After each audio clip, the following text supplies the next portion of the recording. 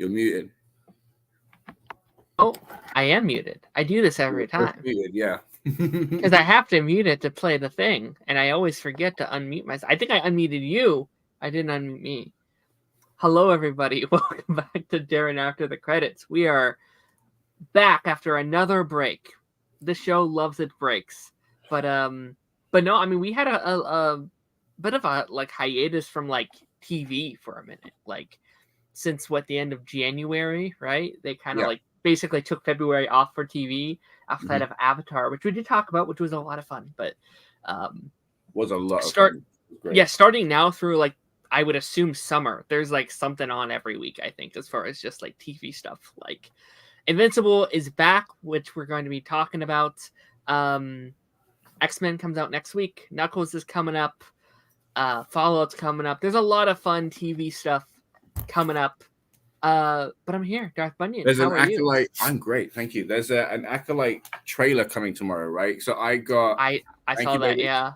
So I got real confused initially because the trailer just said tomorrow, right? And then there I am, it comes out tomorrow. How has this happened? How I just let this go by? Oh my god! And then I click on Chainsaw's thing, right? And then it's just trailer drops tomorrow. I'm like, no. Trailer, for God's sake. I got so hyped up. I was like, well, I know what I'm doing tomorrow, right? And, so yeah. How crazy. June the 4th, but yeah. That show cannot come soon enough, right?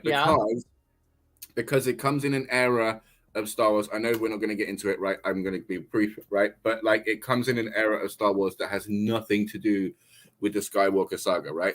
I know there's prophecy that's going to be leading up to stuff like that, but we're a few hundred years away, right?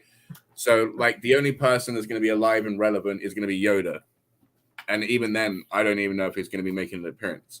So I'm just so hyped because we're going to be getting the freshest take since Andor, right? Because I think that's been the most disconnected of everything, and that's what we're going to be getting, but still Jedi and Sith. Do you know what I mean? That's exciting. Has to be super disconnected. So yes. That's super exciting just as someone who's I'm not super into Star Wars. It's not one of my big franchises. I try to keep up, although I'm way behind. I haven't caught up on Mando, Ahsoka I haven't seen any of the animated stuff. And just someone who doesn't know the lore of everything can sometimes feel very I'm tuning in, but I don't get all these things. And hopefully it's a thing that I can just be I can enjoy this on my own.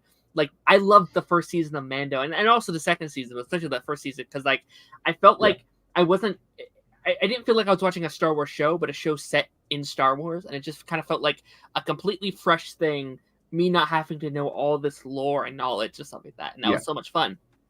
So hopefully it's something I can just kind of enjoy when it comes out. I will let you do most of the heavy lifting, but I'll be here just be yay, lightsabers or whatever.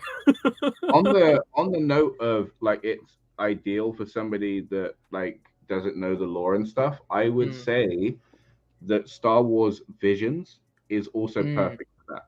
Sure. Because that is an anthology series for Star Wars that just takes unique stories in Elseworlds, basically. It's just an Elseworlds Star Wars thing. So as a jump in, I'd suggest that for people as well. That's fair. That sounds... And that's getting a season 3, right? Or no? Is it done? It should do. How bloody good it is. There's nothing tying it all together. It's not like What If, where there's a branch at the end of everything. Right. It's all loose. And it's great for it. So they could go as long as they want. As long as they've got people interested in telling Star Wars stories, then that can go forever. Sure. That's fair. But yeah, again, we're back, and again, hopefully we should be back for the next several weeks, because X-Men goes on for the next 8 weeks, so we got at least something there each for a while. And yeah, a big thing that we're going to be talking about is we had the mid-season premiere of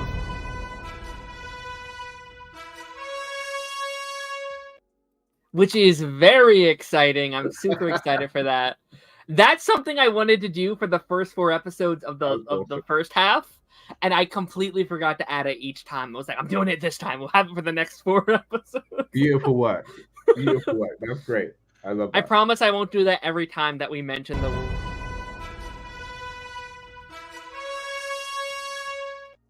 I swear I won't do it. I will refrain myself. I don't think that's gonna get old.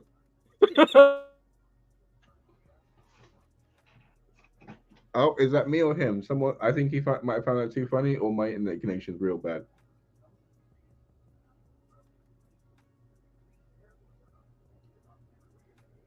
Is it me, baby? Or did he just find my joke real good? Each episode, I need to get the one with like the new like blood splatter for just keeps. Yeah. Okay, we're back. Okay. Was that me or you? I can't tell. I think it may have been me because like my bar went down to 1. I was like, oh, okay, that doesn't look too good. The good thing is, it just made it look like you thought my joke was real funny. So. But yeah, let's hop into our first show today, or I guess our only show today, and that's Invincible, Season 2, Episode 5, titled "This Must Come as a Shock to You." As always, if you guys have not caught up with Invincible, Season 2, Episode 5, get out of here. We're talking spoilers. We're going to be deep diving into this episode. We talked a bit about it over on your channel, but we're going to retread all those waters again over here. And I feel like I can do that very easily, because this was, in fact, a very good episode. This was a really good one. Well, I think it was titled perfectly. Right? I was very shocked. Yeah. This did come as a shock to me. I mean, like that saying of like, oh, you've bought your whole seat, but you're only going to need the edge. Yeah, I mean, that's exactly where I was for like half of the episode. You know what I mean? Especially towards the end. We'll get there. But, oh my God, they labeled it perfectly. Yeah. Yeah, no, I mean, just to kind of jump off, I kind of want to just, I titled this episode, or like this podcast, I titled it, "Did the Invincible Break Take Too Long?" as just kind of our starter into all of this. Obviously, it ended at the end of November. It took December, January, and February off, and most of March as well. That's about 3.5 months off. Yeah. Were you bothered by this? Were you angry it took such a long break? Because we started back then, and like I was like, you know what, I'm okay at taking a couple weeks off for the holiday season, and then it just didn't come back. Like I was expecting like maybe like a month off, and it'd come back. It's like, nope, 3.5 months. What was your feelings on all that? I don't understand it. In all honesty, yes, I was fuming, right? Because again, like we've been trained to accept a few breaks, especially with the Flash. Yeah. How that always operated, you know, like that's Superman Lois is bad about that, man. That second season of Superman Lois, one of the worst breaks I've ever seen in TV industry. That was bad. So bad. So yeah, we've been trained for it. It's cool, but like how long they decided to go was like caught for. Just why? You know, it made no sense. There was no reason for it in any way that made like sense to me. And then I am annoyed because there was a whole bunch that I forgot that happened. Do you know what I mean? Like I remember Bulletproof, his introduction to the team. Like it wasn't until I asked a friend Liam about it, and he was like, "Oh, like it happened here," and I was like, "Yeah, I remember that."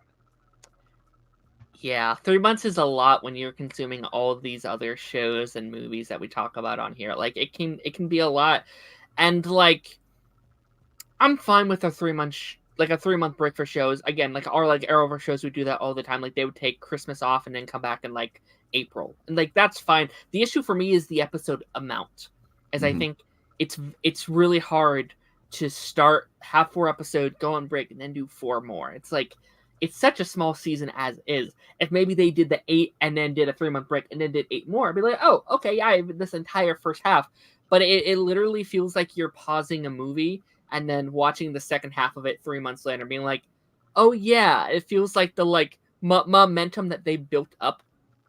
Clearly, it's a binge style show. It feels like a show that you're, not to say it can't be weekly, because I think it works very well in the weekly, but it while they're making a show, it definitely feels like Act 1, Act 2, Act 3, Act 4, these different parts of flow as one long story. So having such a long break in my opinion, did a major disservice to the show, and also just the lack of promotion for this back half.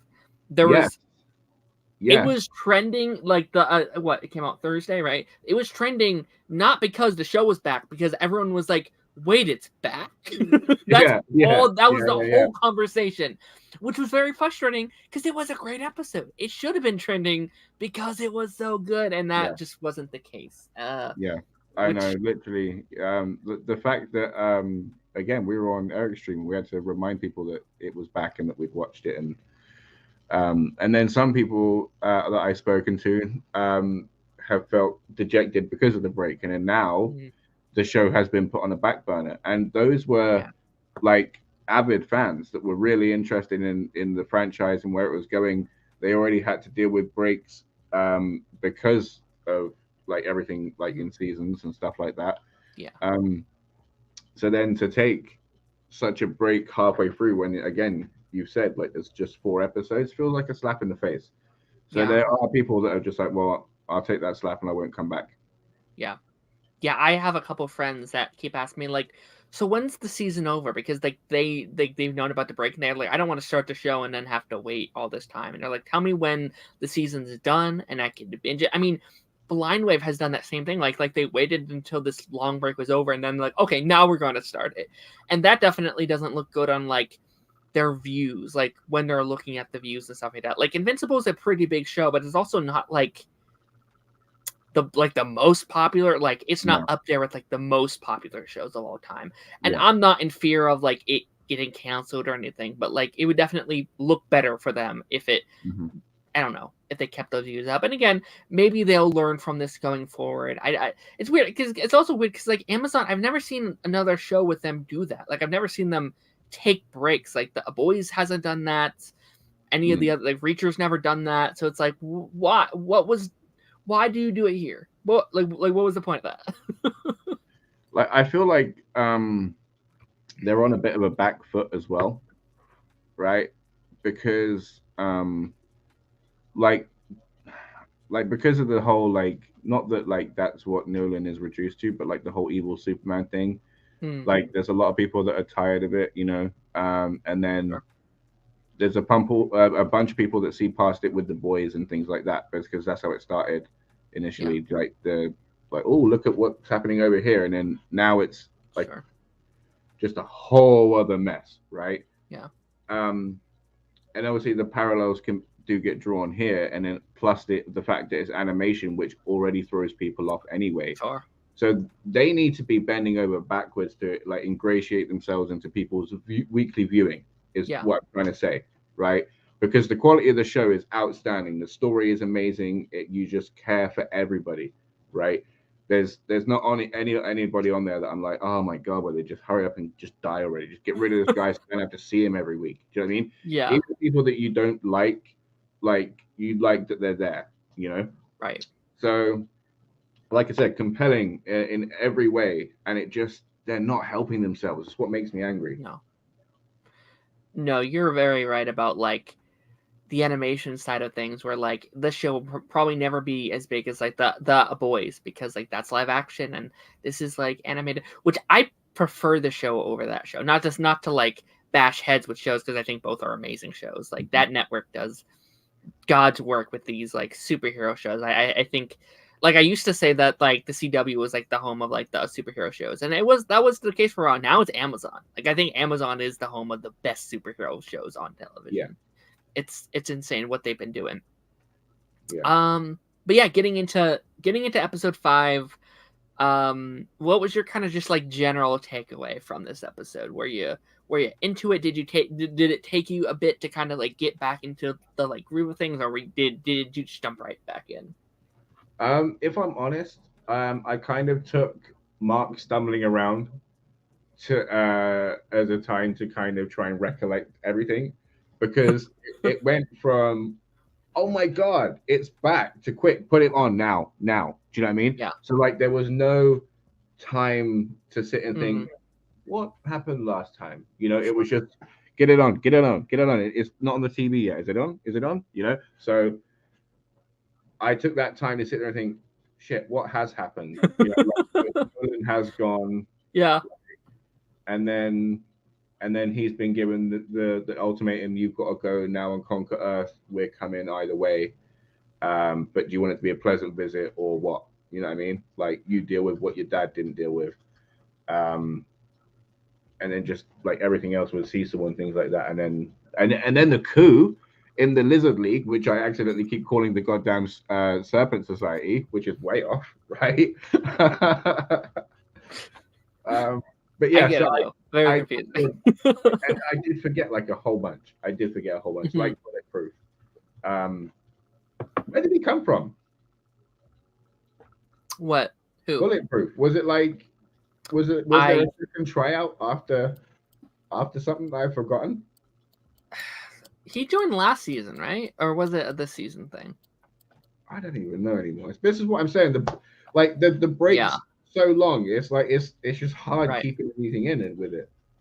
Yeah, they had put out like a 7-minute recap video on their like YouTube, and I probably should have watched that prior to jumping into season, or I would have had it be an option at the start of the episode, like they sometimes do, where they're like, "Here's a recap of what happened." I don't know why. Maybe 7 minutes is too long for them. Like maybe they're afraid people will click off if it's too long. But I don't know. There's always an option of like skip intro or like skip whatever. I don't know. Maybe that's probably what I would have done, but that's just me. Did you hold in a lot more than I did? Did you remember much?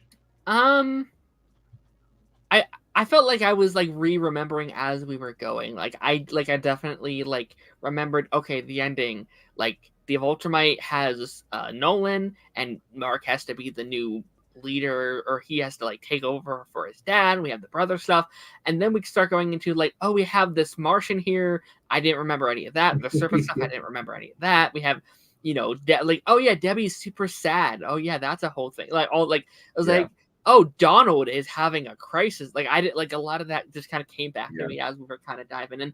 And just kind of my like general thoughts. Like the first half of the episode, I thought it was very good. It's a very charming first half. But there was like a slight part of me that was a little disappointed. We're like, oh, this is a lot calmer than I thought this episode was going to be, because they had said that these next 4 episodes are some of the most crazy episodes that we've done so far. And I wasn't feeling that. I was like, okay, we're just getting back into like the swing of things. And normally if it's like an intro of a season, I'd be fine with that. But I think having such a build up to this episode, I was like, okay. And then that back half was like, nope, just hold out, just wait, because we're brewing here. And I actually think the first half was very important. And I talked about this over on your stream, but like I do think it's kind of fun to have this thing of like, we've had 3 months of waiting for the show to come back. His family and friends have also had 2 months waiting for Mark to come back. So there is that thing of like, you kind of feel that with them, and you get to kind of like, we are going along with Mark's recap with all of his friends and family and what's been going on with them all this time. It was like, this feels nice. This feels nice, just being able to get caught up with all of our friends and family. What was your thoughts on just kind of Mark kind of going through all the friends? He went to Debbie. He went to let me pull up my names really quick. He went to... Does that make us Amber? Amber. Yeah, he went to Amber. He went to William. Does that make the viewer Amber? Like, if we're the ones that waited like so long for him to return, and we're like, oh my God, such a stranger that we like so much. Do you know what I mean? Like, it was a stranger. We are Amber. We've been waiting for this guy with our heart beating in our chest. Right. You know what I mean? Oh, okay.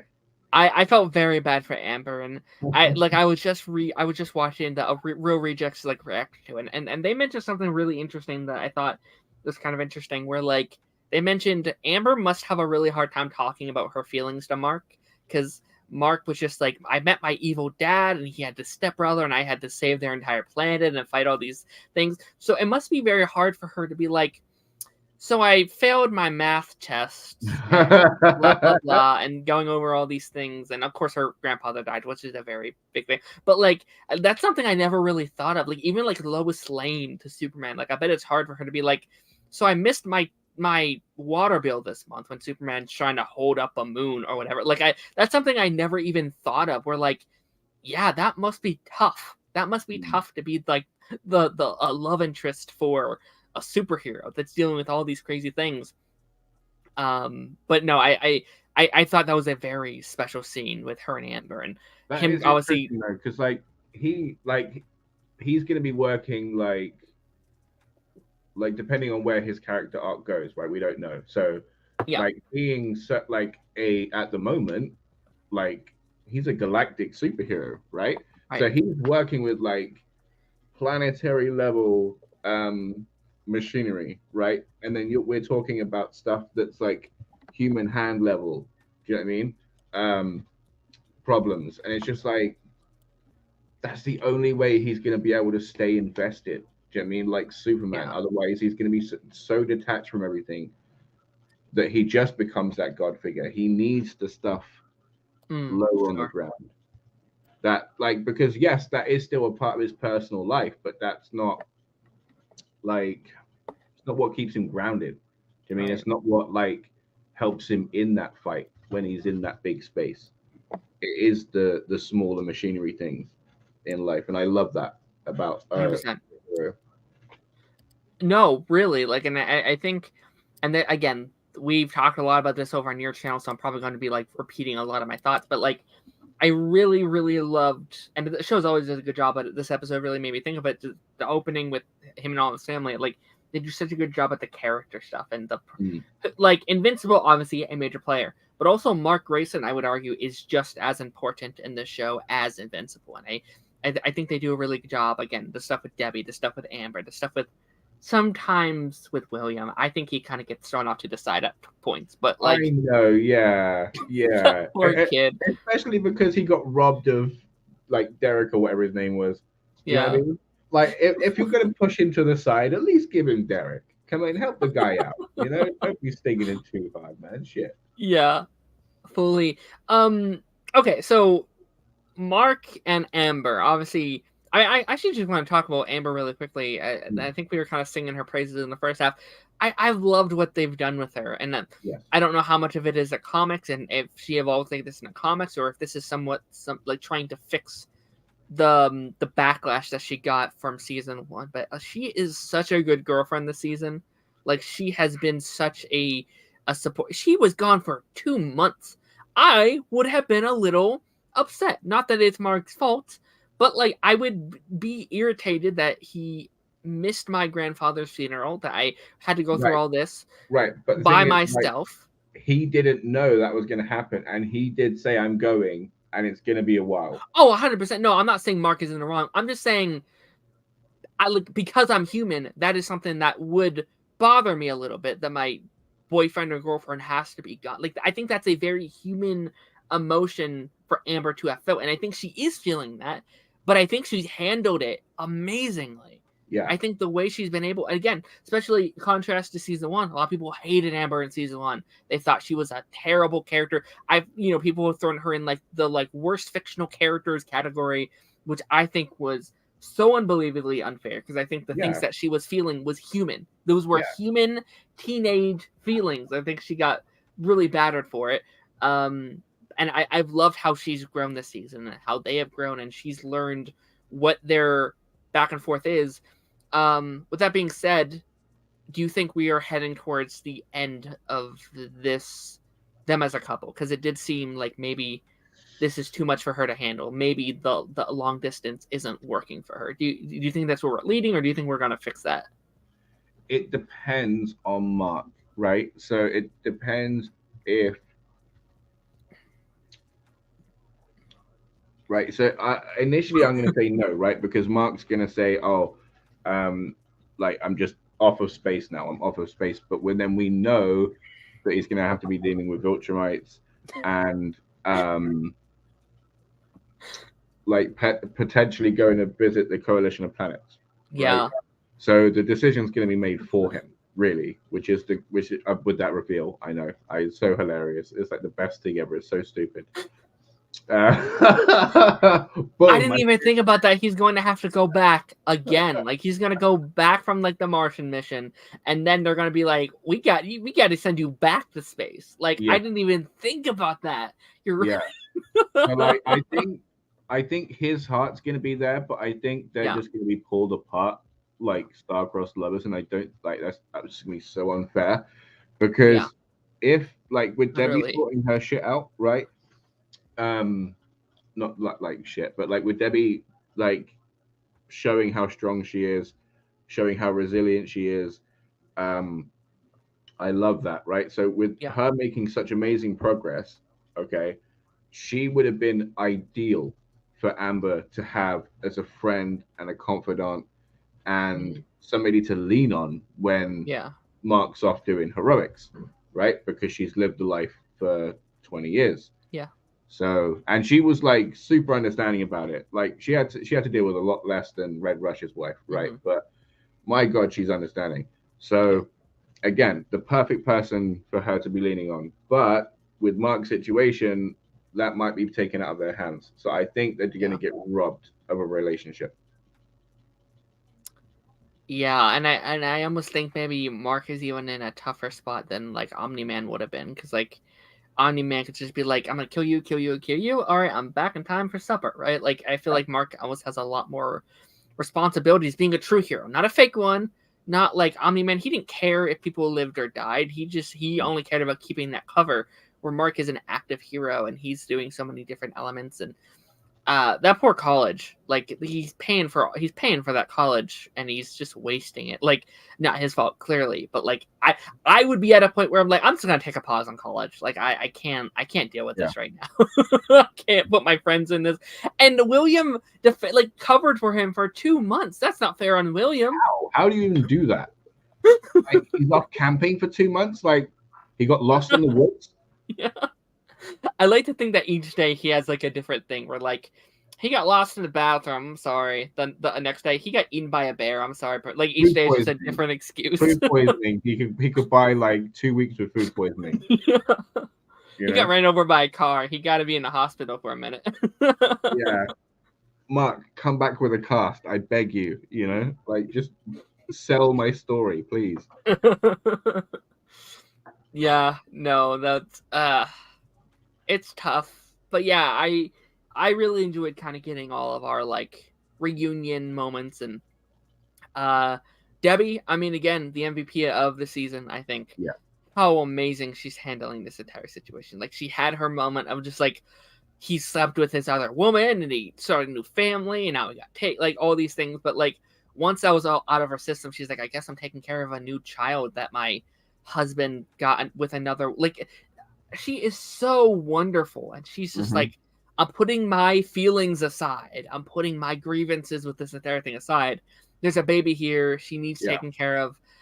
Thoughts on just that entire plot line, because like, what a crazy twist. I mean, even jumping into it, like Mark has to take his brother home. I completely skipped over that, but like, we have the baby here now.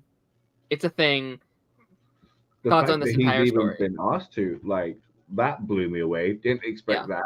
I was just like, wow, okay, that's insane. And the fact that he was so ready to do it as well just shows he's just as big as his mum is. You know, there's so many questions to ask about his biology and physiology and the way it works. Yeah, I'm so excited for that. With the Viltrumite. Yeah, I'm so fascinated with where we're going with that story. Like, I don't know the comics. I've heard people talk about like his brother and like what they want from it, and so I'm like staying away from that because I don't want to hear it. Yeah. But like, I'm so fascinated because I think this can open up so many different alleys of just storytelling. Like, are we going to go with the trope of like evil stepbrother or whatever? Are we going to go friendship, or we're going to go the sad route of like he dies or whatever? Like, there's so many different ways. There's so many like new. Imagine, oh my god, and it's Invincible's reality, so that's a real thing. Yeah, right? That could happen. Yeah, no, I'm so curious of like, what is his lifespan? Like, is it similar to ours, or does it move fast? Because I would think with having a bit of like the Viltrumite and the bug people, maybe it balance out to just be like human lifespan. But it seems like it's even faster than that. So. I don't know. I hope so. I really hope so, because like you got to think, Viltrumites are alive for centuries, and then the bug people are over in like what, months? Yeah, like you can have like generations in like a year and a half, right? You know, so yeah, you got to think, right? Like, yeah, at least 80 years, right? For centuries, the trade-off of centuries. Yeah, I would think you could get like a normal human life is what I would think. But then if I was those bug people, I'd be like, we should just start breeding with them. Like, that should just be our game plan. Then our kids can live forever. But that doesn't really. That's probably problematic to say. But like, but no, I mean, what I actually really liked about that is like I really loved how they showed how how their viewpoint about on life is so different than ours, and how like they don't really think about it like that. They just think about like life is sweet and joyful, and we're going to live it to our finest moments. We're not going to waste any time. We're just going to live it, and then it's over, and that's okay. Like I think that's gorgeous, absolutely gorgeous, and especially like contrasted to Mark and like Omni-Man from season 1. Like, in 1,000 years, what will you have? He's like, I would have you, Dad. Like that, I feel like it's such a great contrast to kind of how Mark was feeling about that. Like, in this moment, I have you, and I don't know. I'm just so fascinated with where we're going with this entire thing. Yeah, almost like they don't have a concept of alone. You know what I mean? Which is what Omni-Man was so afraid of. Sure. Of being, you know, which is really cool and an interesting people for him to choose. Because you got to think, like, we saw the situation of where he ended up and how it came to be that way. Yeah. But there's a level of choice there, you know? Even after he saved them, he could have kept leaving, but he chose them for for their beliefs and things, you know? Sure. Yeah, I mean, I would love to see a bit of that. Like, I don't think we will, but like to see their meeting, to see how Nolan fell in love with this new place, and how much different was that from Debbie? And I don't know, like it might just be like time and place of just like after thinking so long about what happened with Mark, then he was more open to a more simple life. But see, the tough part of that is like, because he's Viltrumite and full Viltrumite, him and us and these insects aren't going to be any different. Do you mean? Like, apart from looks, because like for him, we aged the same way. You know, like he literally called Debbie his pet. You know, so that was insane. Like, oh my gosh. So I kind of think, saying that he had a family with him, so you know, like choice of words is very inappropriate. But right. What's up? Howdy, everybody. But yeah, Daniel, what's up? I'm hoping for a full human life. I really am, because the dynamics of him and Mark, the potentials there are really good. Especially with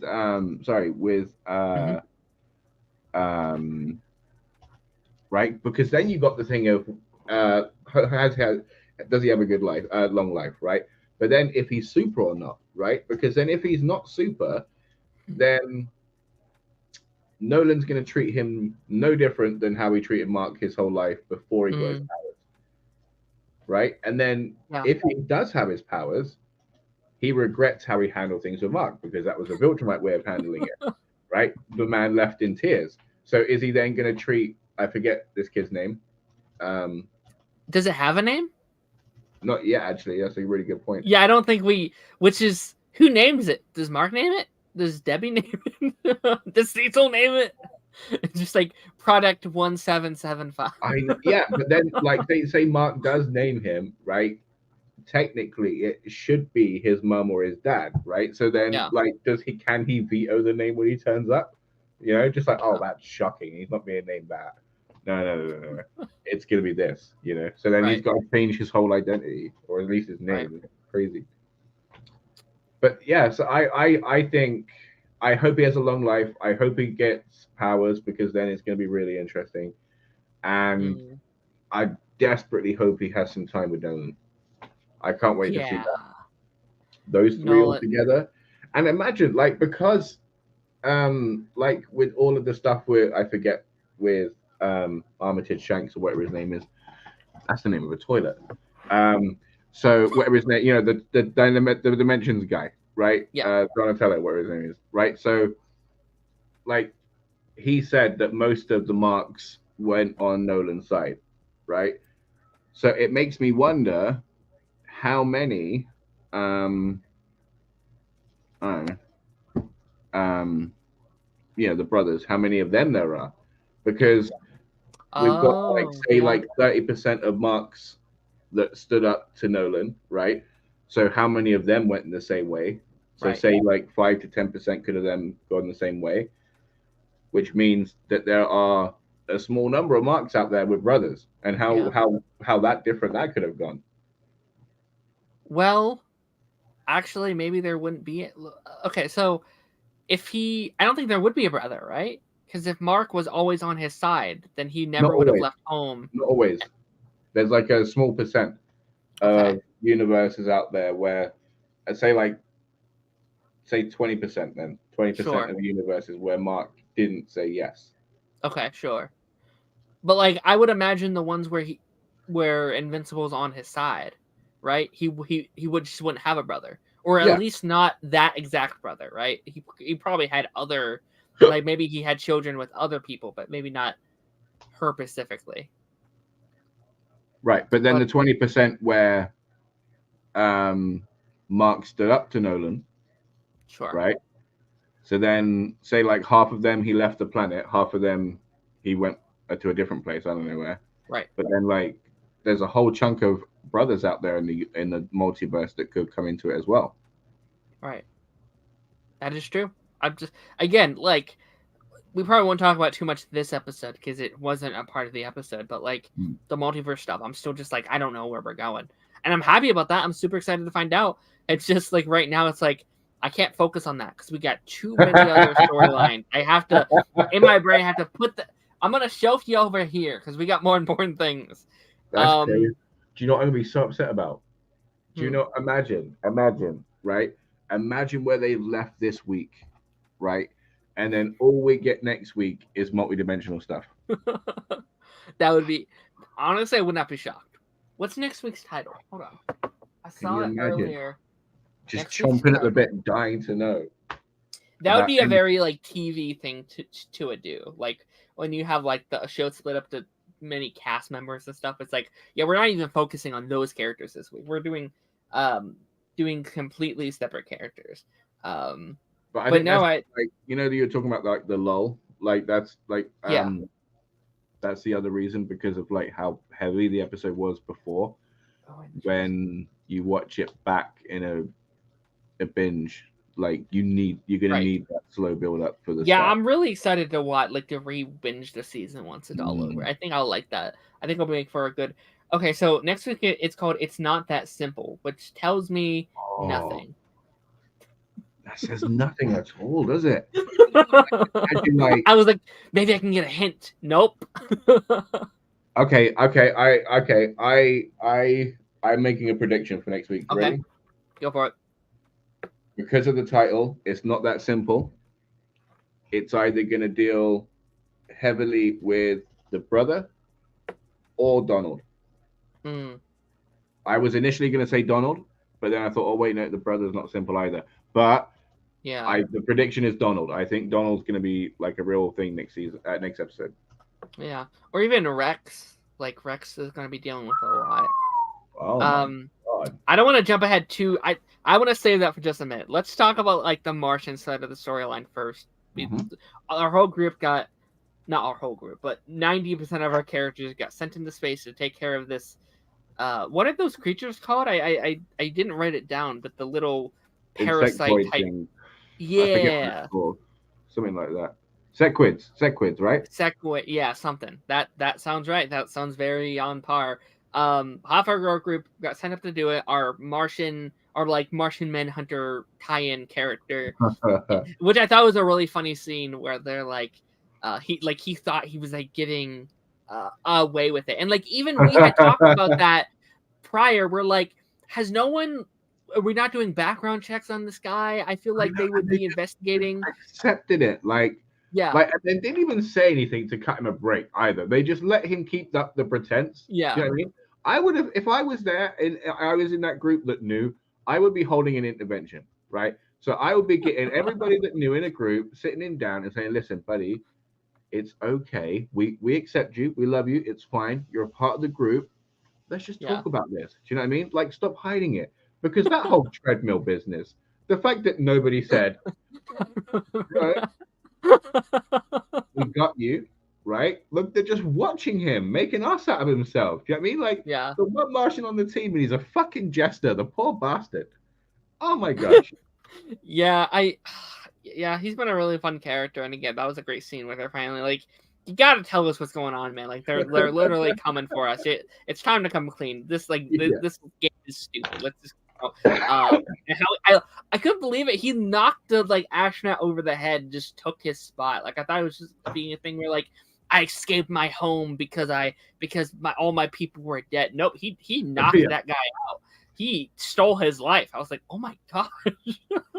We gave him far too much credit, right? Because you and I were sitting there thinking all he done was just snuck on the ship as a shapeshifter. Yeah. I mean, that guy was done for. No, he made it so. He made it that way. Like, what the hell? Yeah. Jesus Christ.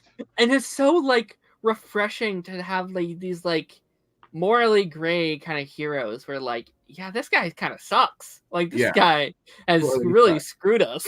Yeah.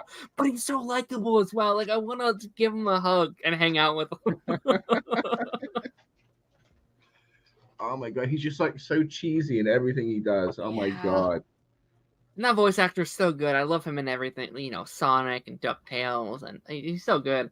But yeah, I mean, just all the fights like up in space, like that we got are like I think these are just this episode just had some of the coolest fight. Not maybe not the coolest, but they had some really really cool fights, and I loved.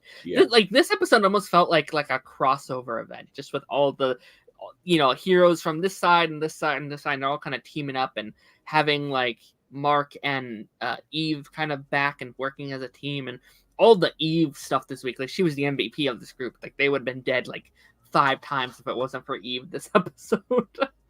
Yeah, it's almost like Infinity War, like in the way that everybody was split up and how dark it all got. Right.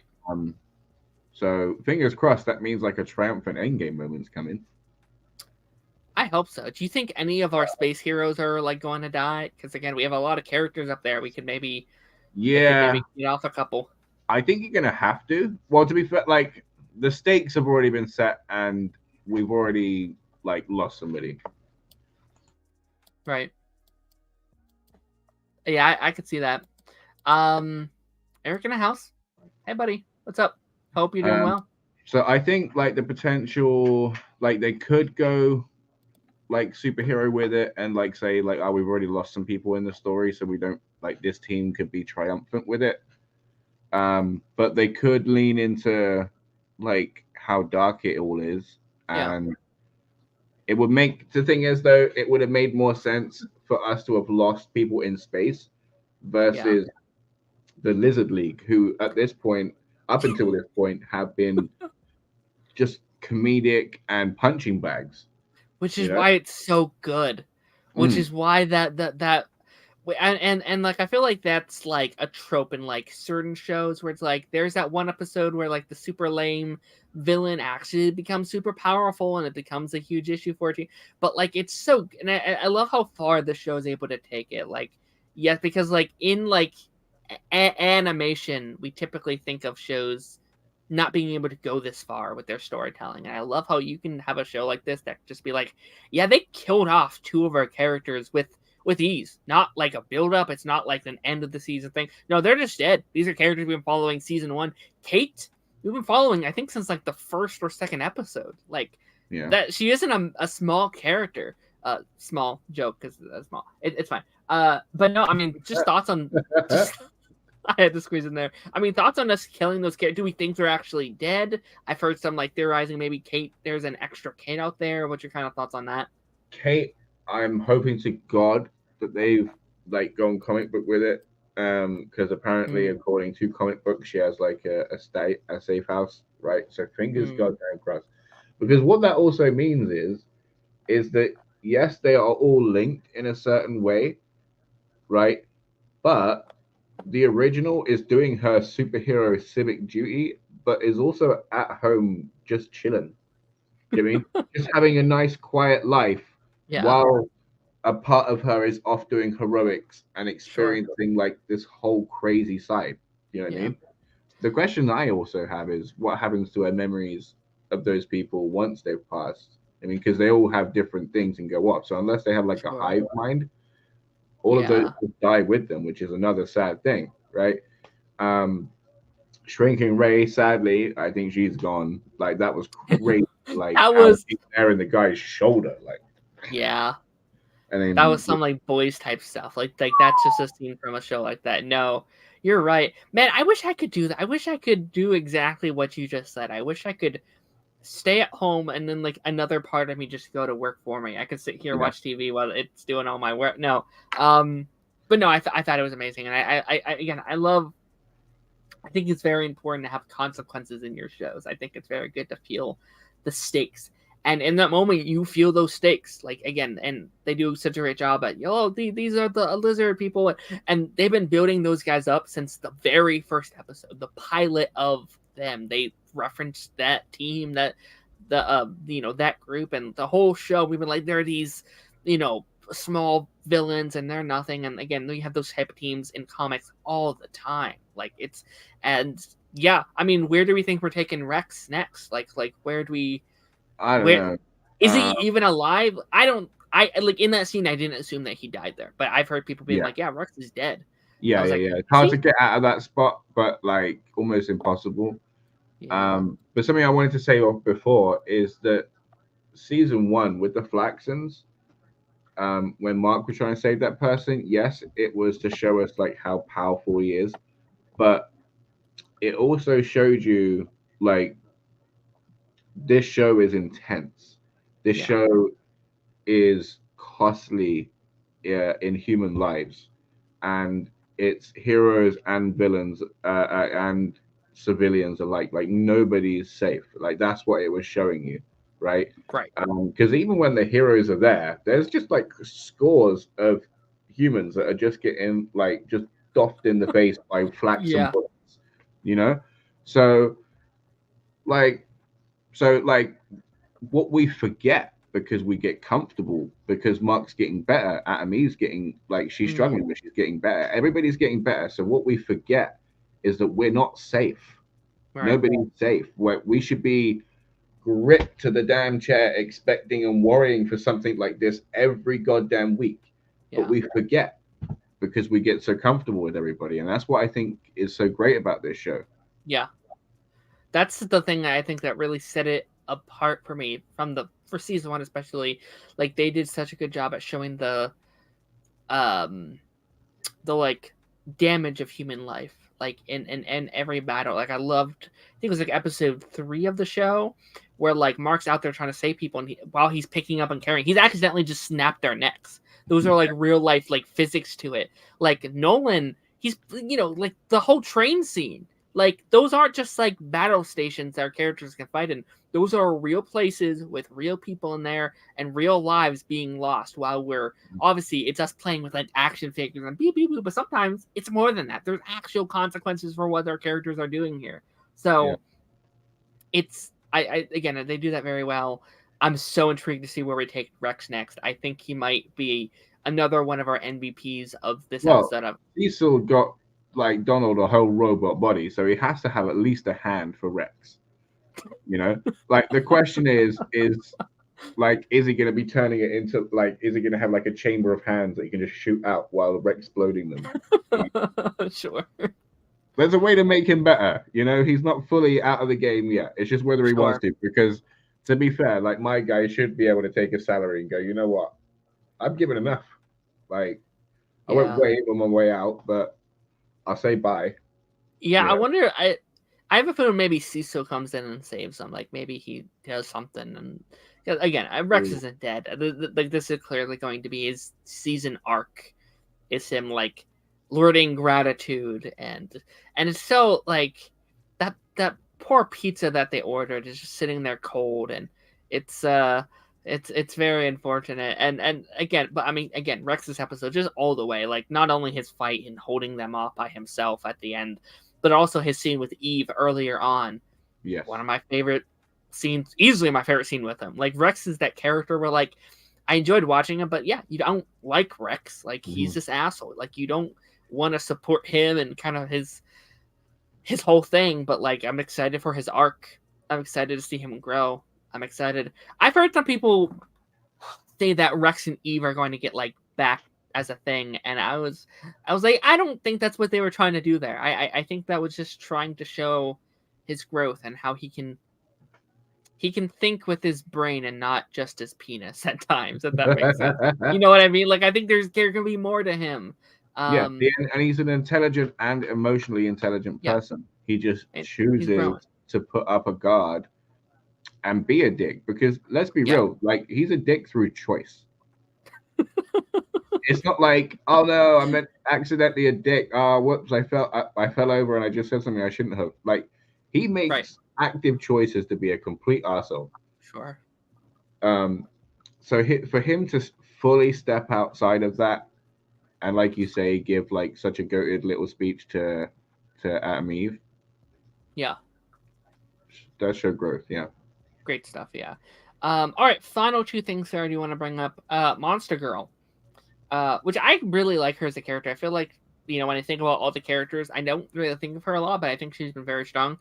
And we really brought up her aging each time that she transforms, and that's something that I don't really remember from like episode to episode, but like we talk about those real life consequences. She uses her power, she gets younger and younger and younger, and Robot Man kind of brought Robot Man. That's his name, right? Yeah, I think so. Yeah. He brought up. Yeah, he's like, yo, you maybe don't use it every time just for training. Maybe save that. Where do we think we're taking that story? Do you think we eventually, like, she turns into like a cell or something? Like, do you think we eventually kill her off because she does it so much? Or I'm not sure. Because, like, what happens when she's not using it? Is she just frozen at that age, or does she keep aging? I think it's just when she uses her powers. Like, each time she uses it, she goes down a little bit. Yeah, so, right. Like, my point is, so when she's not using it, right? I don't. Yeah, I think she's normal. Say she's like body of like 17, she's supposed to be 25 or whatever, right? Yeah. Or she looks 9, I forget how old, right? So say she's like 10, right? Body of a 10-year-old. She transforms again and then goes to like 9.5, right? Say she doesn't do it for another 2 years. Yeah. Right? Is she then 11.5 again, body wise, or what? You know what I mean? Or did she I think 9.5? I think she just stays if she doesn't use it. I don't think it. Like, I think if it's not in use, she just doesn't age smaller. Hopefully, I don't. Again, I don't remember. I kind of want to rewatch season 1 again because there's so many little details that I even rewatched it prior to the show coming out, and then it's like, or the season coming out, and it's like, it's all gone. It's all. Yeah. Plus, as you said, Robot said that it's speeding up. Yeah. So like each transformation, even more is being taken from it. So yeah. So I really don't know. I mean, I don't. I mean, she's not going to be getting down to like a fetus level, because after a while she won't be able to transform. Yeah. Can she? She can't stay as a monster, right? That's not like an option. Huh. Didn't think of that. That's genius. That might be like just stay as a couple. I assume that's just. I'm going to assume this is not an option for her, or she just would already be doing that. But I don't know. Is the witch that cursed her dead? Do we know? I don't. I'll be going to talk to her. You know. Yeah. I've been writing this out now. I feel like I've had my punishment. Can you please keep me the monster? Take away the age bit. I'm saving humanity. Right. But if it's an evil witch, I don't really think she's going to care. Which sucks, sure. You know, like really makes you wonder what she did to deserve this, if she did even deserve it. I mean, that'd be fascinating if we can kind of like do like a magic-based episode or something where I would love to actually give her the like Adam Eve like treatment. I was about to say, how many people would you be interested in a special for? I'd love that. I mean, I'm always down for. I would personally be down for as many people as you would give me. I do know who I would take.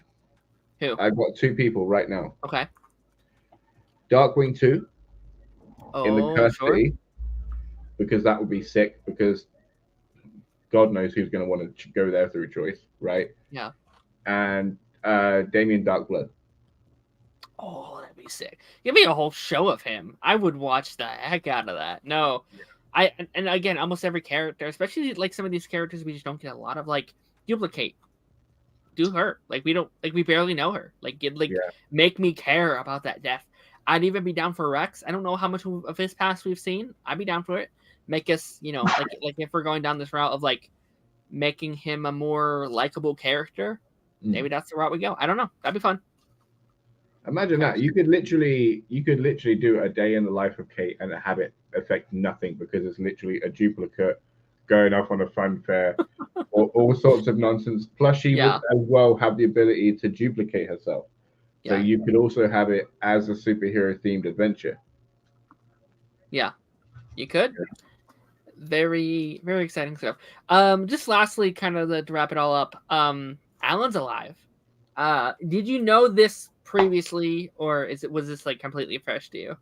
Well, this is the thing, right? So this is the beauty of the show is like some stuff from the comics, but then like they also do go like their own way with some stuff.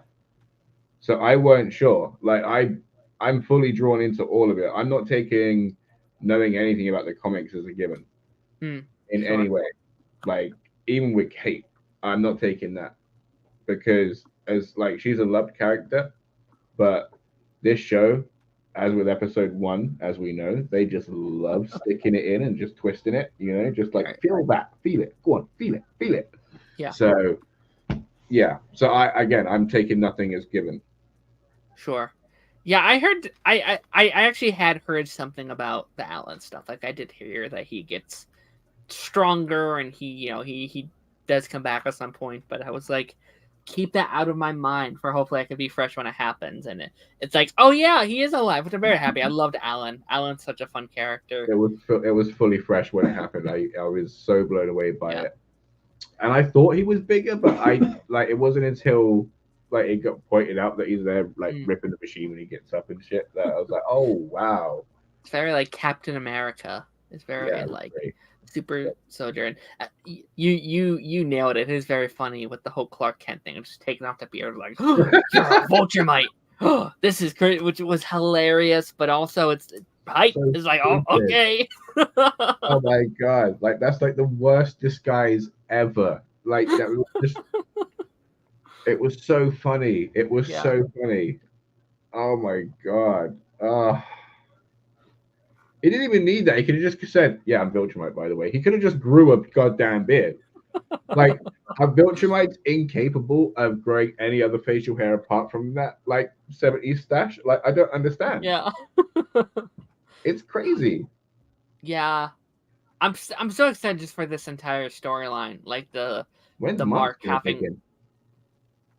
I don't know, his giant mustache. I don't know. And also, we have to move on to like the other like these movies that we talk about. But like, we slightly talked about it over on your stream. But why do you think Mark hasn't told anybody that he has to take his dad's place? Like, why hasn't that come up? Like, that's my one thing. Like, it's like Cecil should know about that. Cecil, like, he should know about that, right? But he already regards Mark with such suspicion. Even though he is like the guy fighting in his corner, he's doing so with so much trepidation that like the second anything goes wrong, he's ready to jump back and just start firing. That's the problem, And I think Mark feels that. That's fair, but also I think this will only make it worse for Mark. Like I feel like if Cecil finds out he's been lying about that, he's definitely not going to trust him. He's going to think he's with his father. He's going like. He even brought back his father's son. Like, I feel like that's not going to look good on Mark. Yeah. I think the only way he can play it is like, okay, so we're just gonna have to pretend for a little while. We have to raise some banners, wait for some people to come along, and then once they leave, we can just take it all down. You know what I mean? But just for now, we just got to play along. You know what I mean? Just to keep some lives. Yeah, maybe. I'm curious because Mark's still in space. Because I'm just trying to map out where the season is going. We have 3 left, which is crazy. Which is crazy to say because it just came back. Like, okay. So, do you think then that they're not going to deal with Nolan until next season? Do you think they're going to save him? Yeah, I think the whole like him going up to I think we might save most of the like Ultramite stuff till next season. I think. We'll probably wrap up the the Martian stuff next week. We might wrap up the Lizard stuff next week as well. And then the last 2 may just dive into the multiverse stuff, or at least set up for the multiverse stuff. Yeah, because I don't know. Like if that doesn't, that has to do 2 things by the end of season 2, right? That has to either explode in a way that is irreparable to change, right, from where we were in the start of the season, or it has to be finished. I agree. Yeah, something big has to happen with it, because like I already don't care an awful lot about the multiverse story, not because it's bad. It's just they haven't given me enough to work with, and I think if you leave it at the end of the season, by season 3, which will be maybe a year from now, I'll be like, I don't care. So they have to give, they have to give me a reason to be like, oh, I need to see how we finish this. Again, it might be a massive cliffhanger. It might be, again, maybe those final 2 are just like a movie. Like maybe it's like a movie, like 2 hours over the multiverse story. And we're like, all right, you did it. I'm again, they've said these final 4 are some of the best that they've ever done. So I trust them. The show's never given me a reason to distrust them. So I'm kind of going along for this ride. I'm interested. Like, I know you want to move on, so I'll be brief. Like, so with like Donatello, whatever his name is, right? So do you think that he's gonna like wipe out all of the other Viltrumites, and like that's how we are gonna know he's a threat when he comes for our mark, or that he's gonna set a stage where all of the Viltrumites kind of self-destruct fighting each other? I don't know. I don't think he'll take out all of them, because I think the Viltrumite thing is something we want to save. Like, I think that has to be equally as big as the multiverse, but maybe he takes out some. Maybe like another Earth set of them or something. I mean, like all of the evil ones, all the ones that have taken over Earth, like in the other dimensions. Because, in the other world. Okay. Yeah. Because of like how powerful he is now. Sure. Like I feel like it's a case of him just going over, or not even needing to go over. You know what I mean? And just being like, right, those Viltrumites are taken care of, whatever. Do you know what I mean? I don't know. Yeah, that's the thing too, because we have our doppelgangers that I completely forgot about. Yeah. Like I was just ready for that to kind of be the main threat, and I don't know. I don't know. But I'm very excited to learn over these next 3 weeks. It's very exciting. All right. I'm so ready. Yeah, it's been great. Alrighty, we are going to be for the next 30 minutes or so, because we have about 30 minutes, so we'll zoom through most of these. End of 2022, 2023, Monarch had come out, which is the spin-off series for the Monsterverse. A show I wanted to check out while it was airing. It didn't happen. I didn't get around to it. I had heard from so many people, hey, the show is really good. It's even better than the films were. Like, it's this incredible series. I've been very excited to check it out. So in prep for all of that, I wanted to revisit the films, and you hadn't prior to me saying something, you hadn't seen any of these movies, right? None of them, no. Okay, cool. Have you heard of them, or like was it a thing I haven't got around to? Yeah. Whatever? Honestly, I was so disinterested. It was just kind of like, I got like upset with Pacific Rim, how that went. And then I was just like, oh, you know, I know like King Kong, Godzilla and stuff. So it's like, oh, they're going for like kaiju stuff. Those are the 2 famous ones. Great. You know what I mean? And then, everything just kept flying under the radar for me. I was like, I'm not interested. And then when you said watch it, oh my God, did I get rewarded? Yeah. Wow. Oh my God. Why the hell have I been putting this off for 10 years? Jesus Christ. It's all so good. It's such a good universe. Like, wow. I'm sorry. I'm going to keep quiet. But wow. Yeah. I'm so glad I'm here. By the way, this is such a good poster. I had never seen this poster. I saw it. I was like, what a great poster. Like that would definitely sell me. But yeah, I mean, just kind of general. I mean, obviously it starts with Godzilla 2014. Like you mentioned, it's been 10 years, which is wild. I had no kind of, I didn't watch this in theaters or anything. I don't even like remember it. I was kind of in the similar spot as you. I had caught up on this franchise prior to Godzilla versus Kong coming out. That was coming up. I was like, all right, I'm gonna watch the 3 previous ones and get caught up. What was your thoughts on this first film in this really like, whole universe? Really good, because of how big that it has to get, right? And it does. bloody get, right? The way that they're just using the buildings, like just hopping around and everything. Like they had to start small, and they started so ground level and strong choice to use what's his name Malcolm in the Middle. Bryan? You know what I mean? Bryan Cranston, thank you. Yes.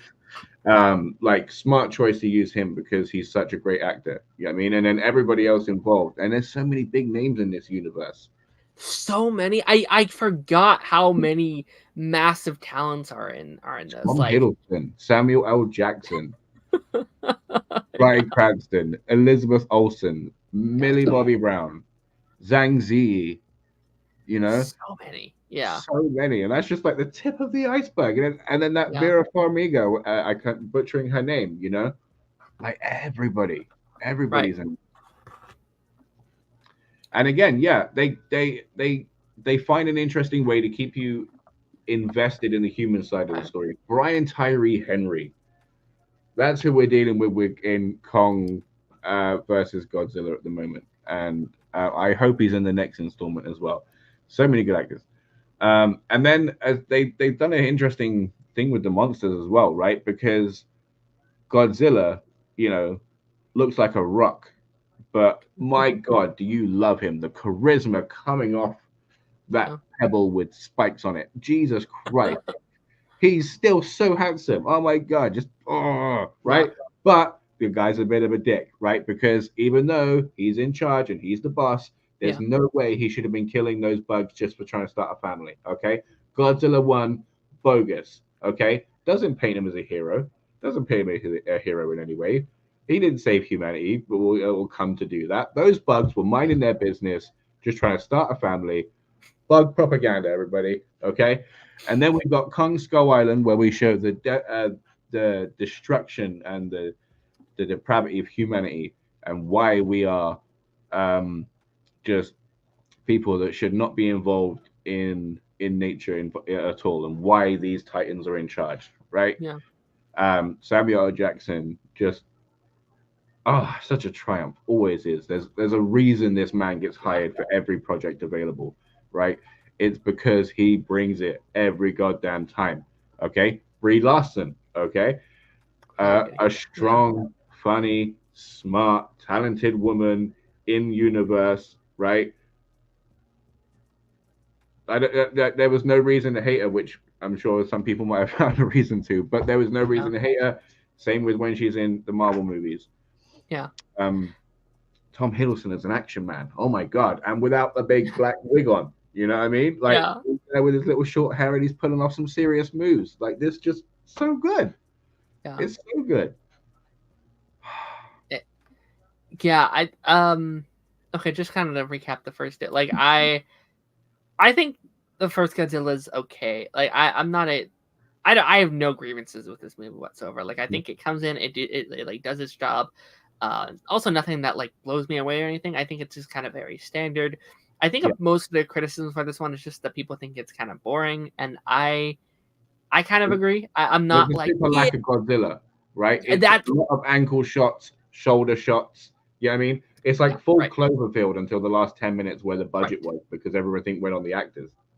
Right. That's kind of like the main criticism of this franchise as a whole. Like the main thing that you'll hear from people is like too much human, not enough monster, which I think is valid. And I think it's not all their fault. I think when you're doing you can't just have Godzilla there. That's impossible. You'd be way more bored if it was just like Godzilla for 2 hours straight, just knocking down buildings. Like that's boring. You have to have human characters. I have an answer already, and it's not like because I'm so invested in the franchise, right? But here's the answer. Okay, so the first one sets up Godzilla, right?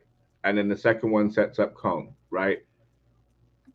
You're not just going to have basically a silent movie, because these guys don't communicate, right?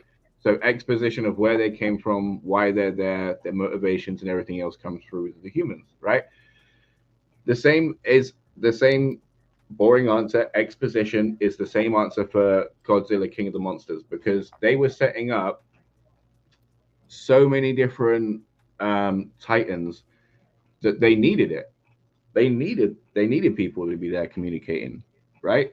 And then and then you needed the gap, the bridge of humanity between the story of Godzilla and Kong in Godzilla versus Kong, because you had to have the misunderstanding with Godzilla because he is a hero, right? He's the sheriff.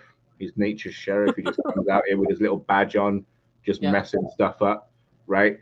And then our misguided hero of King Kong, who's being manipulated, but then gets like this wonderful ancestral moment while being manipulated. So it's like, how do you feel about that? Do you know what I mean? That's really conflicting. And then you've got Godzilla, who's just doesn't care about nothing. He's like, I'm in charge, it's my rules, and that's the end of it. Yeah. But then in doing that, he just looks like a butt, you know? So it's like you have two heroes that don't look like heroes and then get pushed together like Captain America and Iron Man. Yeah, and their first answer is up, fisticuffs. You know what I mean? I genuinely, before the movie started and through the movie of Godzilla vs. Kong, I was like, right, they have to go to a stalemate because there's so many people that love Godzilla and there's so many people that love Kong. You're going to piss off one franchise by making one more dominant than the other. But then they made it work. Like King Kong, like basically was like, yeah, okay, you win. Like, cool in it. Like, I'll back up. Yeah, there's still people that were pissed. There were still still side of the fan base that was like, this is fucking stupid. What you know what I mean? It's so good. I can't wait for this new movie. I'm dying to see Monarch. Because again, like the hero side of it isn't boring to me. It's how you get knowledge of this universe. You know what I mean? Sure. Are you gonna sit for 2 hours like watching King Kong sign language? Well, actually, I kind of would, but like, no, not many people are gonna sit and watch the monkey sign language, like the world history, while to learn stuff. So you're gonna get 10 episodes of interesting things, and I'm down for all of it, dude. I'm so glad you got me onto this franchise. I'm so glad. It's another big swing with Has Been Hotel as well. Just nothing but win about it. Honestly, dude. Right. Yeah, again, I don't hate this one. Like I think it's just kind of just there for me. I think I'm not mad by it, but I think it's so disappointing just like because I think Bryan Cranston is such a great lead. And like it gets me so invested so early on. I was like, oh my gosh, I forgot Bryan Cranston was in this. He's gonna be a great lead. And then he dies like, oh, okay. And I do think his son is like, just for me, significantly less interesting than Bryan Cranston was. Like I think very just as so. And I like as a lead, yeah. I don't think he was a good lead. I thought he was a very boring lead. Not saying it was a bad movie, but like he had nothing to do. That was the issue. Like he was a guy that was going to be kept being saved by plot armor because he's there saving children, right? So you knew nothing like super bad was going to happen to him because otherwise we would have lost our perspective. Yeah. It's not like we're just going to go to Sally on the street and then just start following her then, Like we need this guy. So, but then he wasn't doing anything other than just he was just there. Yeah. He just kind of fell into this role. And I again, like when I think of strengths of even like some of these other movies, like I think like Millie and the Versus and even Tom Hiddleston and Kong. Tom Hiddleston and Kong. I think if you put Tom Hiddleston's character in this movie, this is a great movie. That significantly makes this a lot more interesting to me. So I think when I say it's boring, I think it is just because of the lead of just me not caring as much. It's 2014, right? When was Ultron? 2013? Age of Ultron? Yeah. This was 20. Oh no, wait. Ultron was like 2015. 2015. Okay. Yes. There's like a year, but a husband and wife go to brother and sister. Yeah. That's yes. That was a whole thing for me as well, right? Because I saw Age of Ultron first. I went into this, and it's like, no, stop it, put it down, stop it. Yeah, this was first. Yeah. Again, I thought Lizzie here was a lot of fun. Like I think she plays a good role. She plays the like love interest at home protecting the kids. Yeah. She plays it fine. I almost wish I would have been more interested if she was the lead. I think like it's her having to like protect her kids from this giant thing that's attacking the city. That's interesting. Yeah. Again, but it would have just been a lot of holding on and not doing anything. So with screaming instead of him going rah, Right. So I don't know. Godzilla's like, I think these movies are just also very hard when it comes to like monster, because like clearly it's not, you have to do a lot to make us care more about the characters than the giant monsters trashing the city. That just is. That's Kong Skull Island did it. Yeah.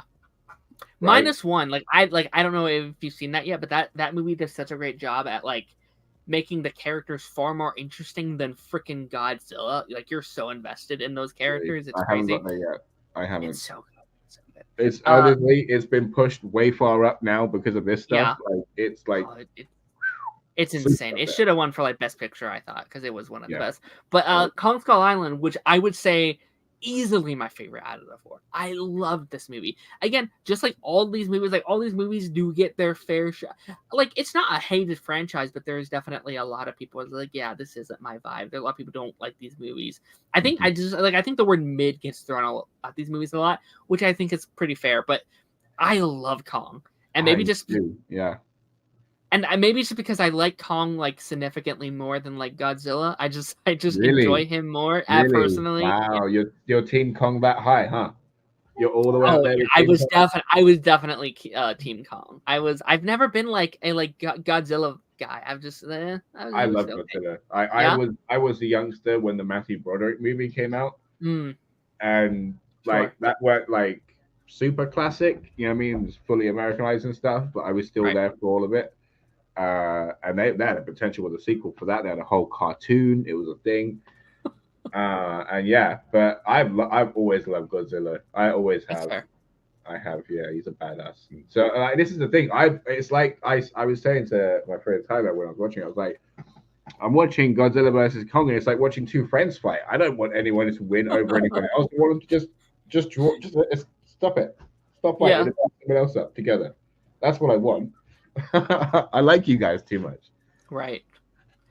But yeah, I think, I don't know, I just think this is such a great blockbuster. It's such a fun movie. Like and so like imaginatory. Like there's so much fun to be had here. Obviously we have Kong, which is always a lot of fun to watch, and we put him on this little island, and this island you can really like, there's so many these different creatures and these different things, and the cast is so much fun to watch. Like I mean, like you said, Tom Hiddleston, Samuel, John Goodman, Brie Larson. Like it's such a great cast. Yes. Oh my god. So much fun to watch, and I think this is where the franchise really, I think, is almost at its peaks, where it's like they're being very creative with the different monsters that they're choosing. Those spiders, right? I mean, like that got ruined for me like a few years before, like on YouTube, right? And then I completely forgot about it. And then like there's just bamboo that they're just walking in between, and all of a sudden, it's just like, whoa, my god, you poor guy, that was crazy. But they do like the best job humanizing big, gigantic, monsters, like specifically Kong, like Mothra. Oh my god, how devastated was I, right? Yeah, I was there for like this whole Godzilla Mothra romance, right? I was like, oh, it's so interesting. And then Mothra comes in being a badass with all of her stuff, and you're like, oh, Queen's just not out here looking pretty. She's coming in with some fighting skills as well. That's amazing. Like, that's awesome. Like, there's a reason that Godzilla chose her as some kind of consort, obviously, right? And then they went and done the goddamn tragic and just buffed her off. But in the credit scene, they found an egg. So Mothra number two. We're hoping. Oh god, she was stunning as well. One of the big wings. Yeah. This one. Yeah, I mean. Yeah, and then the monsters that are evil, like they really just make you hate them as well. Like, yeah. How did you feel about them making the Hydra an alien? The what? The Hydra thing from King of Monsters. Okay. How did you feel about that being an alien? I'll say this here. This was the one I didn't end up getting the chance to rewatch prior to this. This was the one I missed. But I have seen it. It's been a couple years. Yeah. But I think that was a fine decision. I'll say in a very blanket term. It was a fine decision. 'twas a fine artistic decision. Okay, I respect that and leave that there. That's fine. Yeah, so I can let you have this. I'll probably try and rewatch this one prior to us starting Monarch. But King of Monsters, what was your kind of thoughts on like this one? It was big.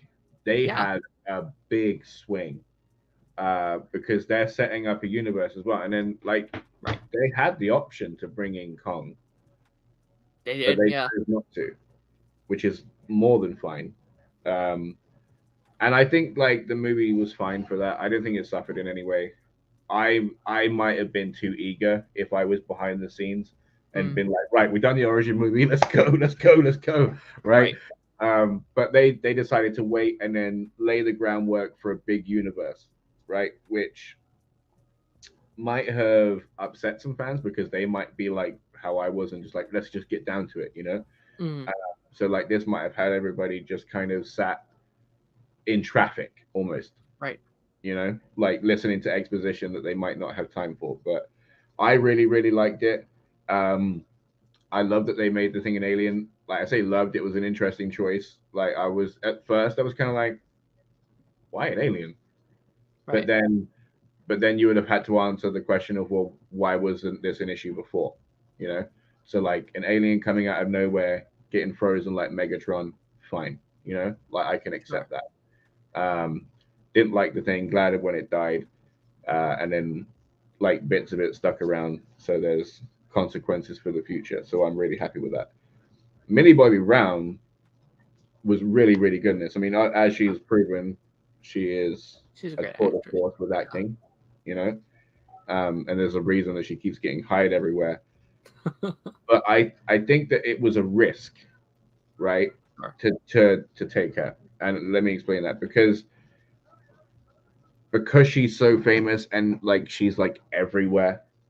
Do you know what I mean? It could have easily felt like, oh, she's just there, you know.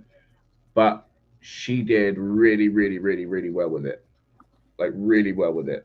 And there wasn't like any point where I just felt like, oh, that's just so plot driven. Like I don't buy that for a second. Yeah.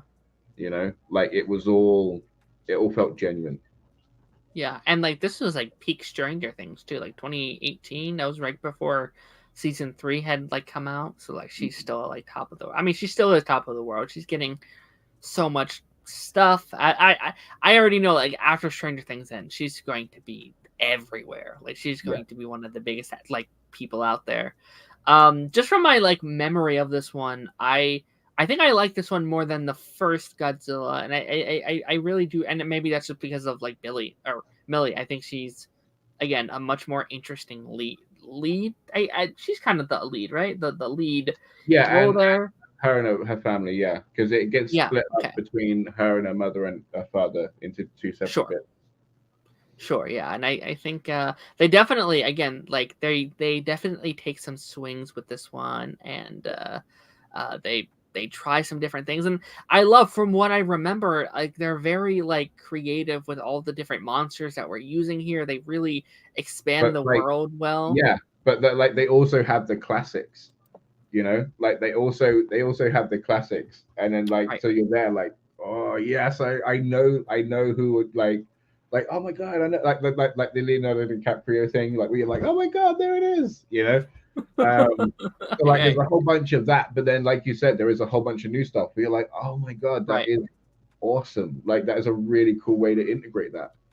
And I'm not gonna lie, like the way that the Titans were there just terraforming the planet back to where it was, with all of this greenery and just animal ecosystems that were thriving and animals were taken off the endangered list. I was sitting there thinking, I kind of want some Godzillas. I kind of want some big monsters to be around because, like, you know, nature needs some help here. You know? Yeah. I'm. I think I like this one. I do really. Okay, so like, say what you will about these films. Again, some people like them, some people don't. What I think they actually do very well is I think their template for setting up like a universe is very well. I think they obviously we've seen many people try We've seen another MonsterVerse try and fail, right? The DCU has tried, but I think how they slow burn it is very like they keep it small scale, where it's not like 50 projects out of the gate. You have to wait 10 years to do it. There's 4 films, the setup for your like first kind of phase, right? The first, like they're setting up Godzilla versus Kong. You get there in 4 movies. Yet it took about 6 or 7 years to get there, and I feel like it has the template right. So like you have your origin stories, you have this to set up the lore even more, and then your 4th film is the payoff. And I think it benefited them, right? And I think they do that very well. And then you start doing spin-offs. You do 2 other shows, and then you do a sequel to your big thing. It's not like you're starting from the ground bottom again. This next movie just feels like a straight like send off of where we leave the film, like where we end the film with them both going their like separate ways. Is like, okay, now what?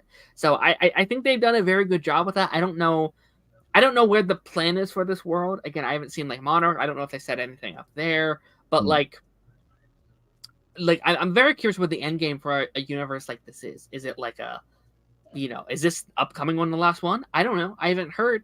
Do they have plans for like 10 years? I don't know. Because again, I think there's a lot of monsters you could pull from. Like there's a lot of things that you could start doing. I probably would do after this next one. I probably would pick up with like a new monster again. Something that I don't know what's in like the lore of like everything, but like, I don't know, someone else. I don't know. We'll see. Yeah. Cause like, because they've gone Ice Age with it, right? They're going in the Hollow Earth and that. And then so that's where something could happen. And then, oh my God, talk about like just how much of a dick that fucking Godzilla is, right? Just the fact that so he's there in I forget if it was Beijing or Hong Kong, but I think it's Beijing. So he's there, right? That he's gone there in the first place because Mechagodzilla's iris and eye was like bopping off, right? So he's like, kicking it up again. I better get moving on, right? So then there he is. He turns up, parading through the city, like, where is it? I can feel it around here somewhere, right? And then the second that King Kong lays his axe down that was talking to him, minding his own business, having this wonderful moment, right? He just goes, and then just shoots like all the way through the earth, right? Through the earth, hits all the way through the crest, right? Goes through the gap and then hits the building that they're in, right? And then just starts spraying all over the floor because he's got an issue. It was crazy. I was like, whoa, there is now just like a whole line through the planet, but just because you've got an issue. Yeah. Right. You're supposed to be like nature's sheriff and you're out here just oh my God. Yeah.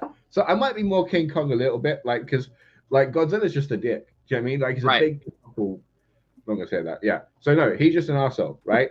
So but then King Kong's there with the heart. You know what I mean? He's not as strong, he's not as powerful by any stretch of the imagination. You know what I mean? He's like the sidekick of the superhero team. But he's the one with all the heart and the compassion.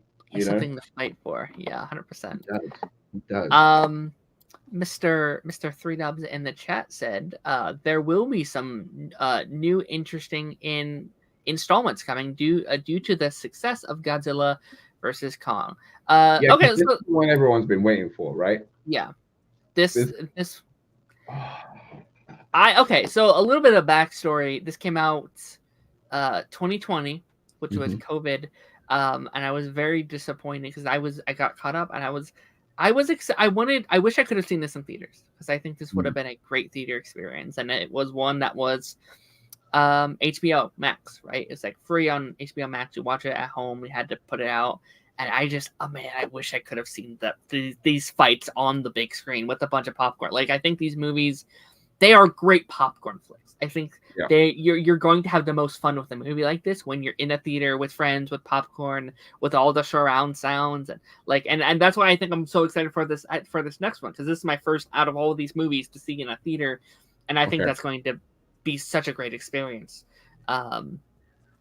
But yeah, I had a good experience with like this one. Like, I think as far as like, again, my prior issues were just kind of the human characters not always landing for me. And I think they're solid here. I wouldn't say they're like incredible. There's not like incredible character work or anything, but I think they're at least a lot more fun to follow. Like I'm more engaged with what the human stuff is. Are you okay? Yeah, sorry, I was just that just sending me a message saying she's. Oh, okay. Because I'm so super bug team bug that Okay. I was like, did I say something? No. We're all we're Mother Nature's friends out here. So we're all on Godzilla's side because he keeps nature in check and he's all about preservation of Mother Nature. So that's why we're all on Godzilla's side. You know, okay. We love that. But as we kind of wrap up here, like, what's your kind of thoughts on just like this film, like as a whole? This one, the one I'm still on, right? So I've literally got like 20 minutes left. Okay. 20 minutes to go. So Superman shows up and it's yeah. Right. So like I thought like when Godzilla got knocked out, right? I was like, oh, Mecha Godzilla's gonna show up, and then Godzilla's King Kong's gonna fight him, and then Godzilla's gonna come in and finish it off. But now it's the other way. And I think Kong's knocked out for a bit, and then Godzilla's gonna get messed up by Mecha Godzilla. Kong's gonna come in and help him, and then he's gonna ignite the axe, and then just finish it off. I'm so excited for all of it. Whatever happens, hey, no. That's crazy, man. So yeah, I'm super excited. I am intrigued if Millie Bobby Brown is in the next one, or if we're going to be using Monarch people as a human focus for the next one, the New Empire. Yeah. I'm super excited to see how they deal with the consequences of the discoveries made in this movie. They just keep getting bigger and bigger with it, which is why it was so interesting and so important to start at the ground human level of the consequences, because like it got to a point in the fight, right, where like it was like Saiyan level, right? They were just hopping buildings, like using the buildings to swing around and just dropping kicks and stuff, right? And then he just rips the top off of a restaurant. I'm like, there has to be so many people in here now that are just dead. You know what I mean? Oh, so many died from this. Right? Like, what the hell? So, like, you have to keep reminding yourself, we have seen the heartbreak at the very start in Godzilla with the whole nuclear reactor thing and Bryan Cranston and the pain and torment he went through. Yes, part of it was because he kept getting told that he was insane, like everything what it is. But it was like he lost his family, you know. And then we also see with Millie Bobby Brown's father and mother, like and herself as well, the loss there. So it's constantly around. It's and it's at the point now where you're like, well, there's not going to be anybody on the planet that doesn't know somebody that isn't affected by Titan activity, you know. It will be interesting. It will be interesting for sure. Real good pick, real solid pick, dude. Honestly, like again, just good job. Because I would have not watched these if I'm 100% honest. Sure. I wouldn't have bothered. They would have just flown by, which I feel bad about. But like, there's just so much stuff to watch. There's always much, and like, I genuinely feel like the people that call it mid haven't watched it. I genuinely feel that, because like when you do sit and watch it, it's hard not to get invested. It's hard not to get excited. Yeah. Because they've done such a good job. Like I've always held Peter Jackson's King Kong in high esteem, because like people didn't like it, whatever, but I really liked it. It was a good movie. And these have just blown that out of the goddamn water. Yeah. Honestly. I'm very glad that you like it. Yeah, because like the stuff with Kong connecting with people, like when he pulled out that sign language on the boat, it's like, that was sweet. Yeah. Oh, dude, good job. Like, you clever sausage. Wow. I mean, like, and I like that as well, because they've given Godzilla all of the power, and then they've made him far smarter. You know what I mean? Because Godzilla's a smart guy for sure. He's not a goon, but like King Kong's out there putting sign language. You know what I mean? Godzilla ain't even close to that level of understanding. So yeah, It's nice that they give them their strengths. Right. And I'm very excited because I mean, if you like these movies so much, I hear that like this show is even better. Like I've like from most people I've talked to, was like, yeah, it's pretty much better than all the movies that we've got so far, and that makes me very excited. I haven't seen the like Kong show that they also did. Apparently, that happened on Netflix. It was a Kong show.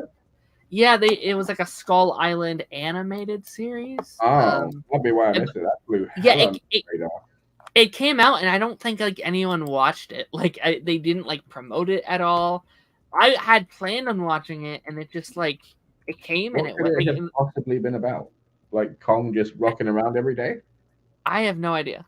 I have looking like because the people might have been interesting to follow for a while. Yeah, Skull Island. Yeah, it's just called Skull Island. 8 episodes. A mysterious castaway appears while Charlie, Mike, and their dad search for the ocean for mythical creatures throwing all their plans. Okay, so maybe it's like a prequel to the movies. I'm not sure. I knew it came out, and just like no one talked about it. But yeah, no, this very fun. Next week, I think the plan is to talk about like the first 5 episodes of Monarch. I think that's what we had talked about previously. Yeah. Next week's gonna be an insane week because we also have Invincible and X-Men 97. It's gonna be a really fun week. Thank you, Darth Bunyan, for joining us once again for a very fun conversation here. Thank you everyone that popped in the chat. My one and only has been watching as well. Thank you very much. Yeah, 3 dubs in the house. Eric's Reloaded was in the house. Jose was here in Comfort of Strangers. Thank you. Daniel popped in for a little bit. Yeah, we had a bunch of people chatting with us. Fun episode. We should be back next Monday if everything pans out as planned. But yeah, without further ado, I will see you guys next time. Bye bye.